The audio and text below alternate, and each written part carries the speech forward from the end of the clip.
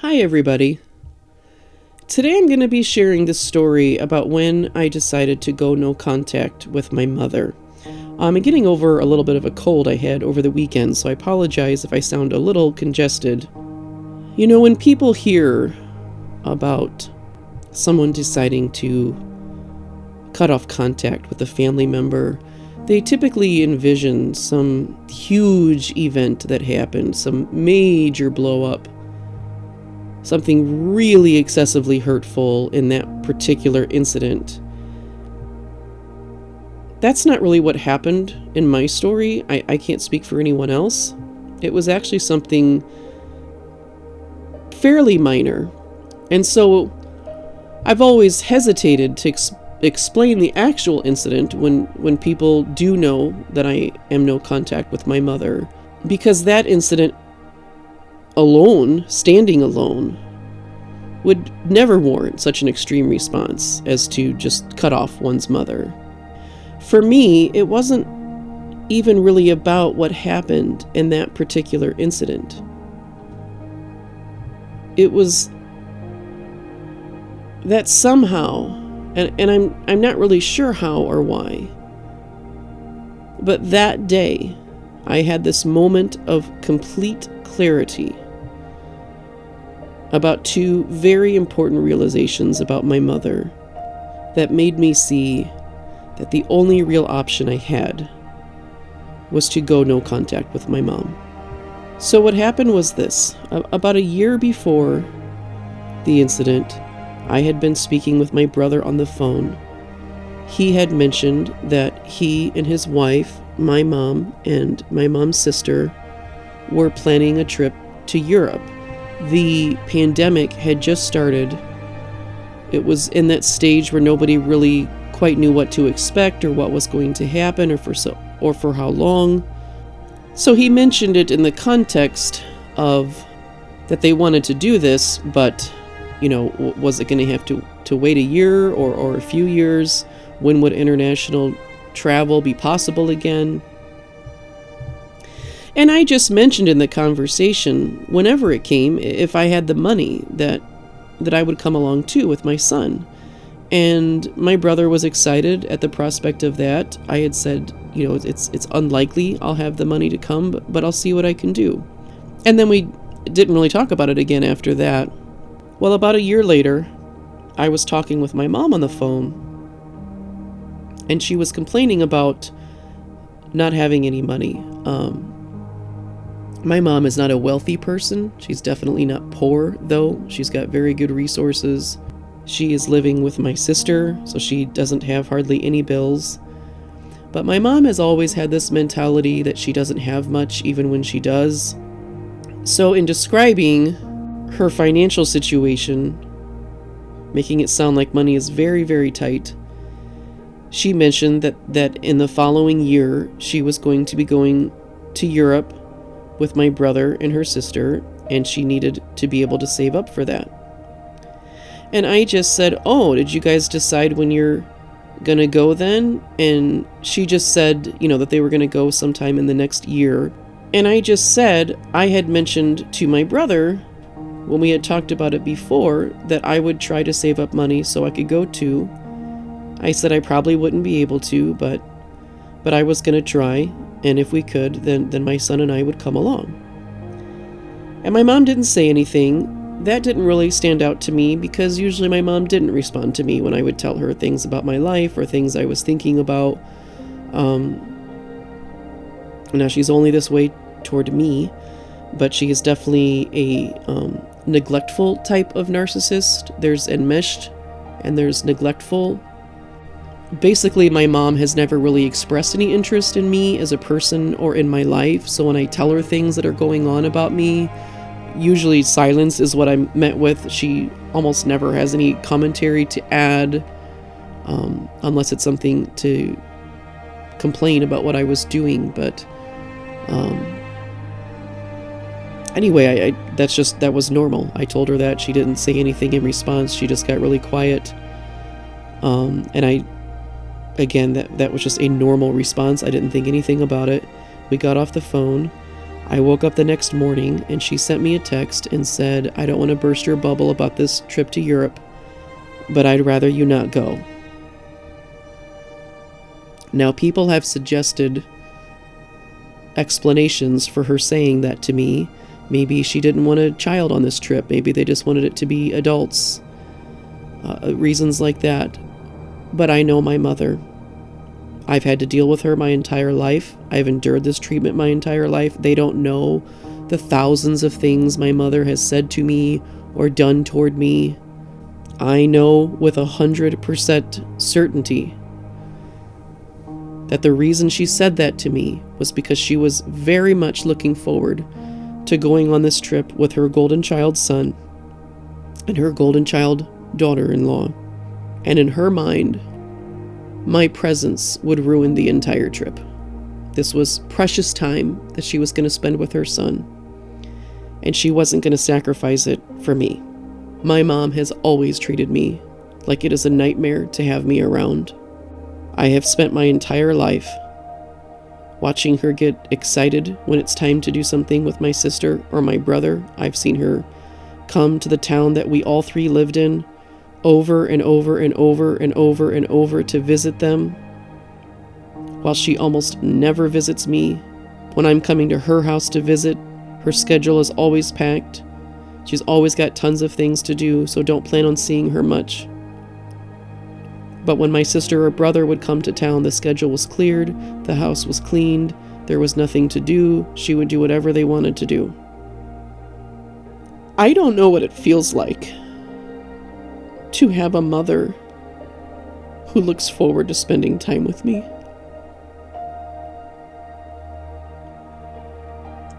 I have no idea what that feels like. I will never know what it feels like.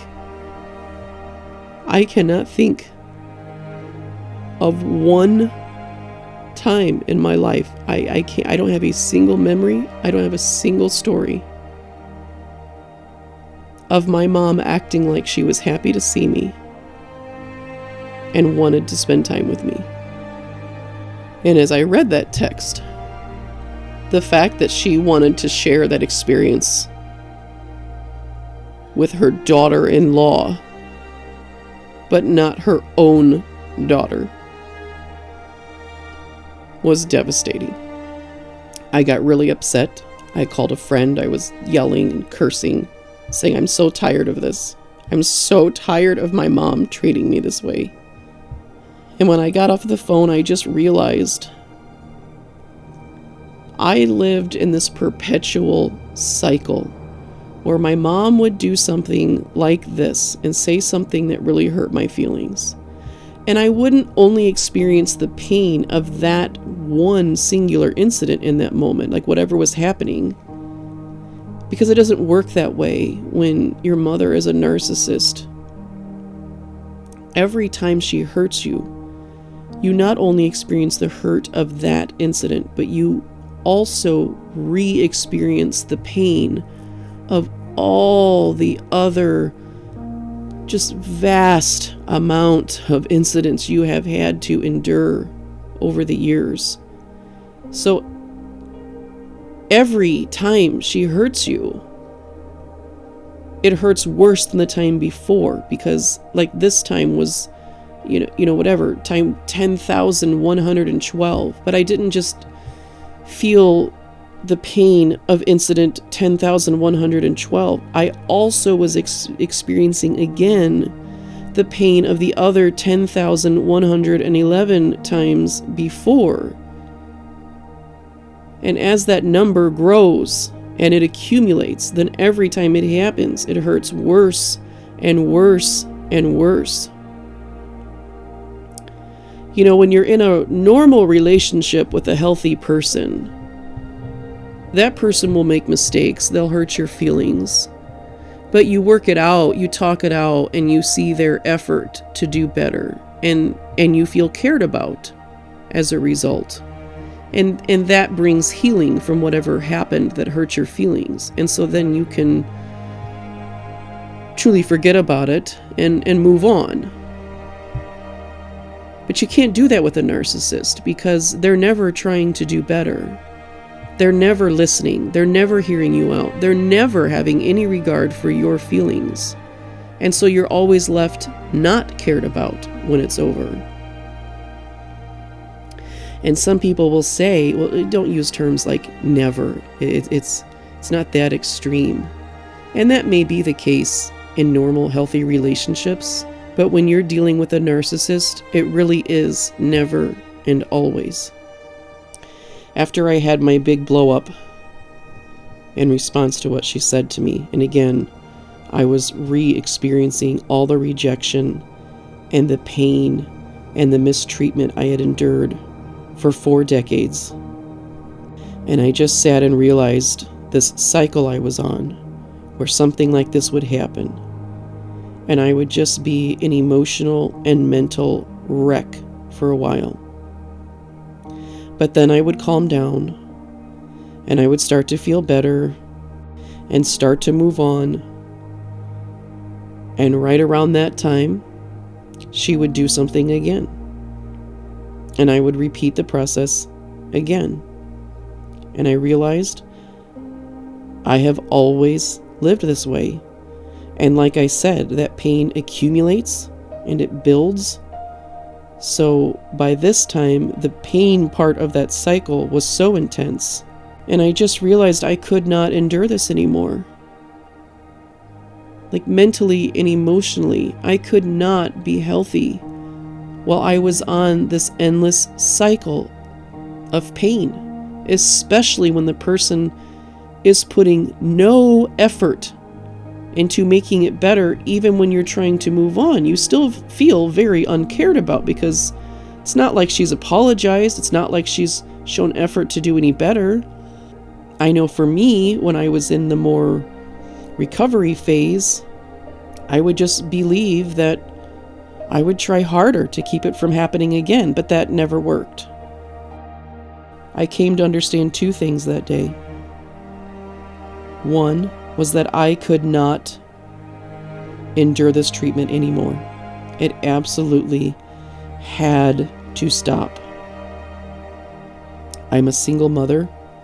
I want to be a healthy person for my child, but even if I wasn't a mother, I want to be a healthy person for myself. This is the only life I have to live here on this earth, and I want to make the most of it. And I can't do that when I'm in this cycle of abuse that is so damaging to me. It had to stop. And equally as important of a realization was that my mother would never stop. I'm not sure what it was about that day that made it so clear to me. I did not know about narcissism. I knew very little about grandiose narcissism, just what the average person knows about it. I'd never heard of covert narcissism. I didn't know that's what was going on with my mom. But somehow I just knew.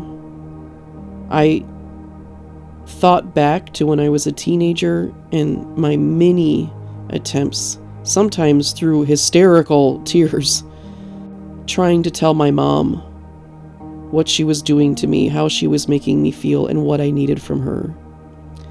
And over the years, the many, many times I had expressed that to her, and she never once listened. She never once heard me out. And in fact, it would actually make things much worse. She'd become so enraged every time I was suggesting she wasn't doing everything perfectly toward me. And so realizing I had to have this stop, but also realizing my mother would never stop, then the only reasonable option I had was suddenly clear to me, and that was that I could not have my mother in my life anymore, ever again. Because the only way to get it to stop was to stop having contact with my mother. And so I replied. I didn't explain the things she'd done to me over the years. All I said was that I have reached a point where I realize I cannot have her in my life anymore. I said this was the hardest decision I've ever had to make, but I have to put my own mental and emotional health first. I told her that I have talked to her about the way she treats me repeatedly for 30 years. So there really wasn't anything else to say. I have already said to her what I had to say, and she would not hear me out.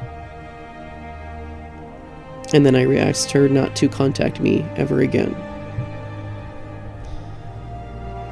She sent me a very long text in response. I didn't read it. I did read it months later.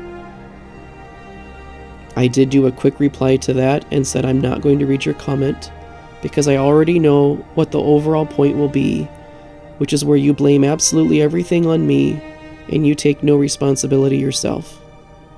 My phone rang constantly that day and some the next day. She kept sending me some texts. I was ignoring them. I told my siblings what had happened and my aunt, which is my mom's sister. My mom denied saying that to me, which is what usually happens when I would tell somebody something that my mother said to me. She would deny it and then they would wonder if I was making it up. She would tell people that I don't comprehend things properly, that she says something and I hear something different. She's very good at making herself look like a victim of me. But this time she had sent it to me in a text. And so, as they were confronting me on why I said she said that when she's saying she didn't, I took a screenshot of the text and I sent it to them. And that felt so good for me. I finally got to feel validated for once. Because it was the first time she'd said it in writing. And I sent them those screenshots and I said, as you can see, she said word for word what I said she said. And then I said, and I want you to know that has been the case every time I've told you anything she has said to me. She did say it. I don't have a comprehension problem. I'm not twisting everything around. She says these things to me, and she says them all the time. And I cannot do it anymore. I haven't had a lot of support in this decision. I have an aunt who just always tells me, I guess I just see both sides of the story. My sister initially said that I just needed to do what I needed to do. But I'll be sharing in another episode. I did end up losing my sister through this as well. And have come to really better understand that my relationship with my sister was also extremely unhealthy. And she's suffering from a lot of problems golden children typically suffer from. My brother has been supportive. He hasn't really taken sides per se, but he does listen and hasn't judged. Fortunately, I do have one friend who knows my mother well enough that she knows all of this is the case and was relieved when I told her I was stopping all contact with my mother permanently. That was over 2.5 years ago. And so maybe you're wondering, do I regret it? Do I feel I made the right decision? And I can say without a doubt, I 100% made the right decision. That first year was very hard. It really was like a death. And not so much the death of my mother, and I share this in the introductory video to this channel. What I really grieved, at first I thought it was my mother that I was grieving. But over time I came to see it wasn't actually her. It was the fantasy of her. It was that hope that someday she would actually treat me like she liked having me around. That someday I'd show up at her house and the schedule is clear and she wants to actually spend time with me. Or when she'd call and say she wanted to come to town to see me. Even when she would come see me, it was usually because there was some reason she needed to come by. It was never just to visit. I don't think my mom ever came to see me like just to visit. But she did with my sister and brother on a very routine basis. I always hoped someday that like a switch would flip or something and she would be that way toward me. And so that first year was very hard, accepting that it would just never happen. But it does get better in time. If you're thinking about going no contact or you're newly no contact, I can tell you this. It does get better. It gets much, much better. I'm not completely better. I still have a lot of work to do on myself. But I'm in a position to heal now, and I have been healing. I know I'll continue to heal. And that would not be the case if my mother was in my life. A wound cannot heal if it's constantly being ripped open again. It does make me sad that this is how our family has ended up. It's kind of cut in half. My dad passed away 10 years ago. This would have been really hard on him. He was not a narcissist. He was what we would call an enabler of the narcissist, definitely. So I don't know how I would have navigated that, and I don't have advice to offer for somebody who's trying to do that, because I have not been through it, and I don't really want to give advice on anything I haven't experienced myself. But I am not living in that cycle anymore, and that has made me much more emotionally and mentally healthy and stable. And I know that's only going to continue to get better from here.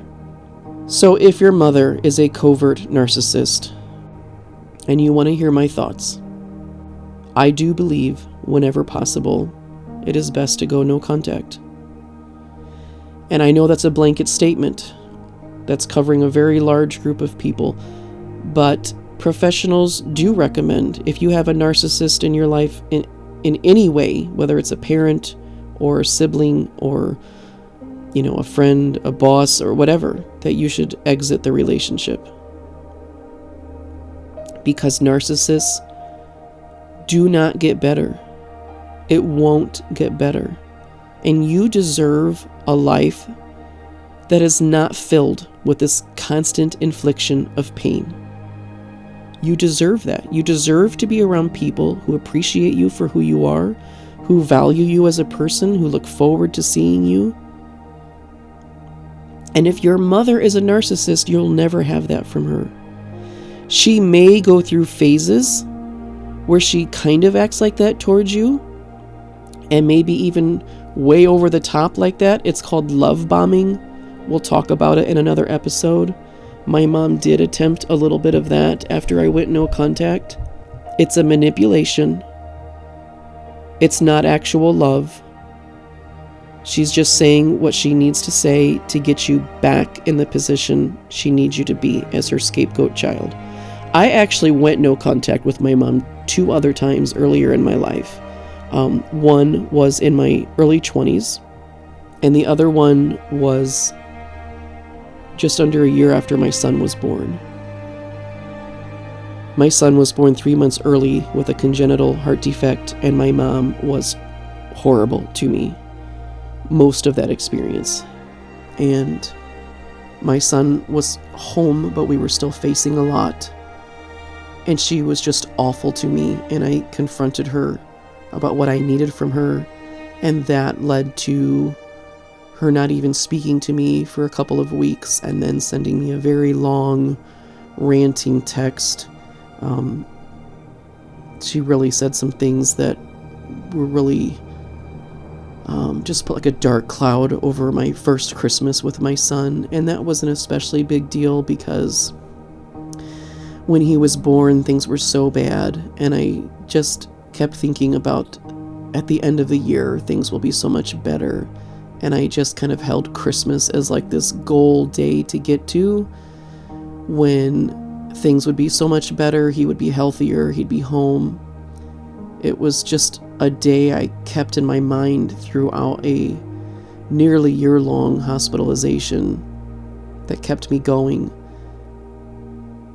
And so that day was a very big deal to me, and she ruined it.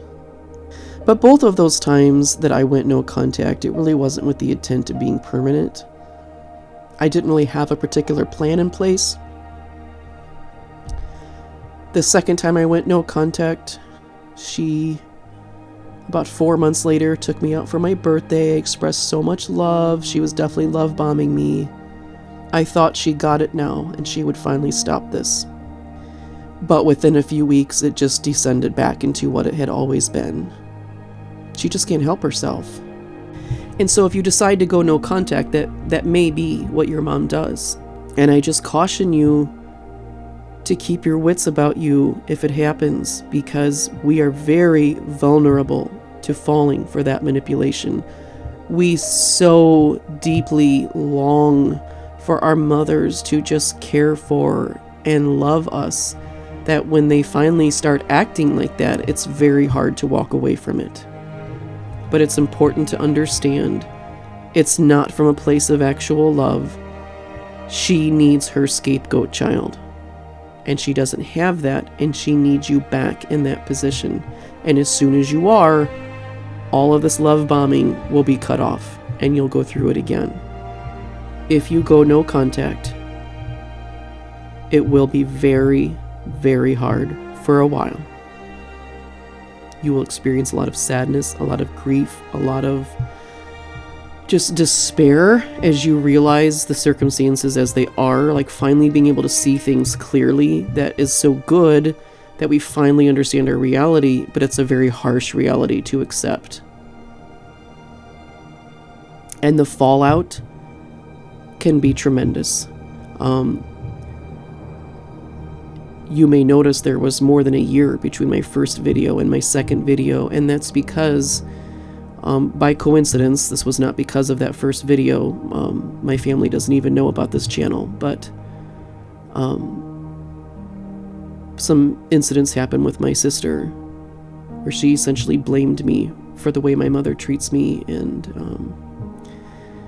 said some very cruel and harsh things to me, and then treated me pretty terribly.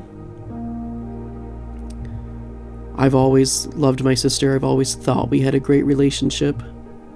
But as I began to heal, as I began to expect people to treat me better, I became more able to see that that was not how my relationship with my sister was. And that's why I was gone for a year. That was a much harder loss for me. And I needed some time to heal from that. So yes, you may be worried that you'll lose other people in your life, and I want to be completely truthful with you. That very well may happen. It may not even be right away, because what happened with me is I think some people thought, well, this is just a phase, let her get over it, and everything will work out again. And then as it became clear this was not just a phase, that I was doing this permanently and I was not going to change my mind, people began to treat me differently. Some people in my family. That could happen. And so you have two choices. You can stay in contact with your mother to preserve these relationships that you're worried about losing. And that is a choice for you to make. And you have to make the decision that you feel is best for you. But if I could offer another perspective for you to think on. As hard as it was for me to give up this relationship with my sister, and it has had some, it's added some difficulties to my relationship with my aunt, who is also an important person to me. I still don't regret it, and here's why. My mother is abusive to me. I didn't realize it the day I went no contact, but as I have learned more about all of this, I have come to see that I have suffered psychological abuse for 4 decades. And no one should expect us to tolerate abuse in order to be in their lives. And no, my sister wouldn't say, I expect you to be abused, but that is what she was saying, whether she realized it or not. And no relationship is worth that.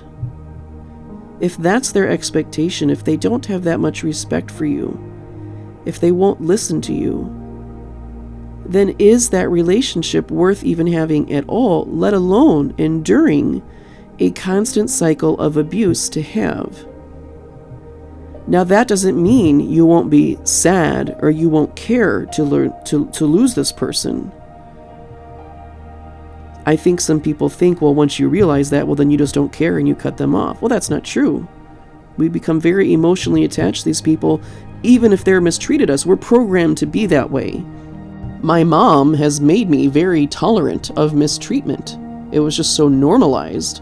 So yes, I can absolutely emotionally bond with somebody who doesn't treat me well. And so it is a loss. But it is still worth it to me. I want people in my life who desire for my health, for my well-being, who care when something is hurting me, who want me to succeed, and who would protect me from abuse if they could. Definitely not who would expect me to endure abuse or they don't want to be in my life. And so there's a transition that happens where you feel like you've lost these people that meant so much to you. And it can take time to find new people to invest in. I have a lot of social skills I'm working on so that I can have better relationships. I didn't really have the chance to develop those skills well, and I also have a lot of trauma in relationships, so I can be very fear-driven in how I interact with people, and that has definitely made it more challenging to make new friends. But I'm working on those things. They are getting better. I'll talk more about them in another episode. They're very common problems that scapegoat children have. So if you're a scapegoat child, you probably deal with some of these things too, whether you realize it or not. But as you get better and as you heal, then new relationships will come, and they'll be so much healthier. They'll make you so much happier, and you can finally have relationships where you don't have to endure ongoing mistreatment in order to have them. And yes, you'll be mistreated from time to time because people make mistakes, and you'll mistreat your friends from time to time making mistakes, but you'll work through them and you'll experience what it's like to actually have healthy relationships where you work through complexities and you become stronger as a result rather than weaker. If you're an adult and you're financially dependent on your narcissistic mother, again, I can't tell you what to do, but I can say from the perspective I have now, if I were in that position with my mother and I needed to live in her home because I wasn't able to live independently at this time financially, I would go to a homeless shelter before I would stay with her. There are systems that will help you get on your feet. Maybe your situation is more complex than that, but there are services in many communities that you can go and get into, like an income-based housing. I know many people with narcissistic mothers are dealing with mental illness and issues that even autoimmune disorders and physical health problems that can all come from the traumas and the stresses that we have endured, and that can inhibit some people's ability to financially provide for their own selves. And if that is your situation, if you want to hear what I would urge you to do, again, I know I'm on YouTube and talking to a group of people I don't personally know, but if it is an option to go to a homeless shelter and to get into that system, then that's what I would advise you to do. And I know some people may say, well, you shouldn't just make such broad judgments like that, but would you ever tell a woman that's with an abusive boyfriend that maybe it's better if she stayed? When a relationship is abusive, do whatever you can to get out of it. Because like I said, you can't heal if the wound is being reopened and even cut deeper every time. So yes, I do think, I'm sure maybe there are exceptions, but in general, if it's clear to you that your mother is a narcissist, then you are facing the same situation I was. You cannot make this better. Narcissistic personality disorder has no effective treatment or cure. There's nothing your mother can do, there's nothing you can do to fix this. It's a very severe disorder that never improves. And so you can't fix it, it can't be fixed. And you will continue to endure damage until you exit the relationship. As hard as it will be, I do think you'll find it worth it once you can get through that, especially through that first year. The second year is kind of hard too. I'm in the third year, and I feel like I'm starting to find myself again. Maybe really not just again, but finding myself for the first time. I'm reclaiming my life, and I'm reclaiming myself. And I hope you can reach a point where you can do that too. There's much more to share to come. I'll see you next week. And please remember, to all my fellow survivors out there, you are worthy, you are valuable, and you are beautiful, whether your mom sees that or not.